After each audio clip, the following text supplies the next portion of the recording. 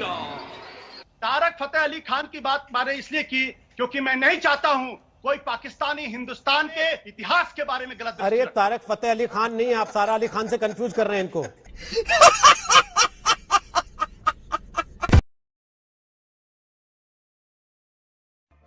आशुतोष जी बोलिए। नहीं, मैं तो संगीत रागी जी के प्रलाप को सुन के बड़ा खुश हुआ कि कम से कम ये जो सच्ची बात बोलने की इन्होंने हिम्मत कर रखी है। तो आइए इतिहास के ऊपर बात कर लेते हैं ना आज। आपके बारे में भी कह रहा हूं सर।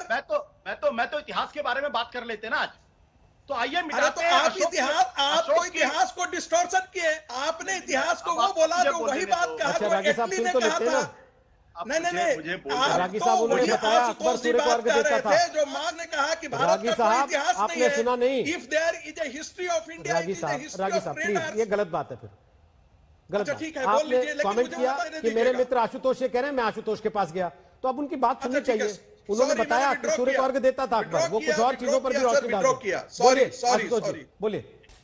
संगीत जी हमारे अच्छे मित्र हैं, इसलिए मैं उनकी बात का बुरा नहीं मानता। 3 बातें मैं कहूंगा, संक्षेप में कहूंगा। पहली बात, किस राजा ने किसका सर कलम किया? तो आइए शुरू करते हैं सम्राट अशोक से, जिसने अपने 100 भाइयों का सर कलम किया था। और उसके बाद जिस तरीके की खूने गर्दी उसने दिखाई थी, वो इतिहास में वैसी खूनरेंजी आज तक कहीं दिखाई नहीं पड़ती। आइए आपको ले चलते हैं 182 BC, पुष्यमित्र शुंग, जिसने ये कहा था कि जो बौद्ध भिक्षुओं का एक सिर लेके आएगा उसको 3 हम सोने के स्वर्ण मुद्राएं देंगे।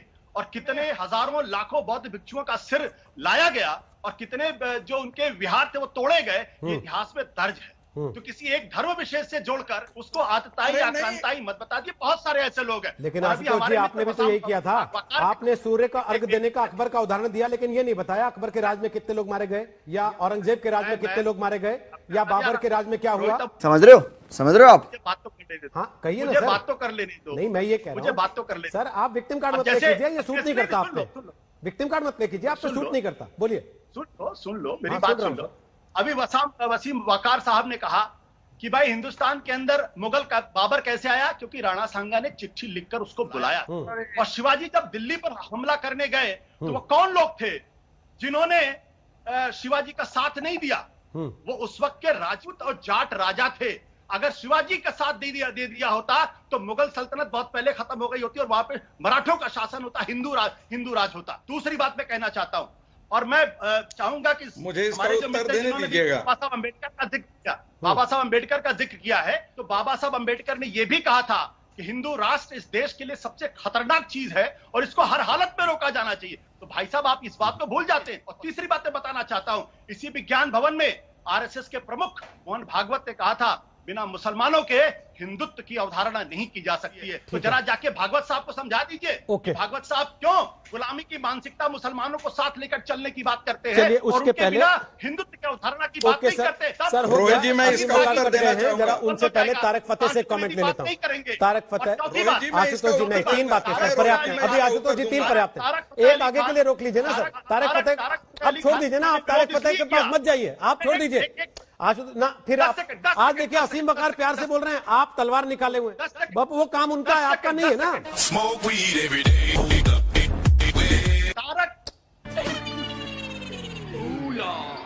तारक फतेह अली खान की बात मैंने इसलिए की क्योंकि मैं नहीं चाहता हूं कोई पाकिस्तानी हिंदुस्तान के इतिहास के बारे में गलत। अरे तारक फतेह अली खान नहीं, आप सारा अली खान से कंफ्यूज कर रहे हैं इनको।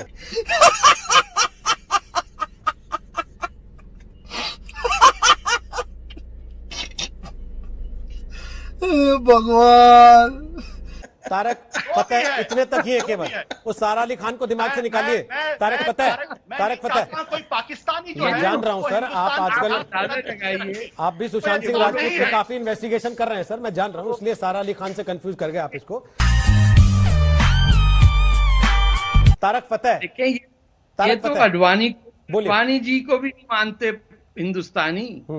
ये तो आप पहले प्राइम मिनिस्टर थे, उसको भी नहीं मानते, क्योंकि वो जमीन जो थी जहां कुरुक्षेत्र थी, जहां पंजाब था, जहां राम के बेटे लवकेश के शहर थे, मैं वहां से हूं, इसलिए मैं हिंदुस्तानी नहीं हूं। ये हिंदुस्तानी हैं क्योंकि बिहार से होंगे, यूपी से होंगे, हिंदी बेल्ट से होंगे, तो ये हैं। सिंध से मैं हूं तो सिंध तो आपके नेशनल एंथम में है, लेकिन मैं नहीं हूं हिंदुस्तानी। और आपको चिढ़ इस बात से लगती है कि नव तरक जो है उससे निकला स्टार, सितारा, तारा, तारे के सारे संस्कृत के वर्ड हैं। आप जिन साहब ने मुझ पे इल्जाम लगाया, उनकी जहालत की मैं जिम्मेदार नहीं हूं, लेकिन कम पढ़ने का नतीजा यही होता है कि कुछ समझ में ना आए।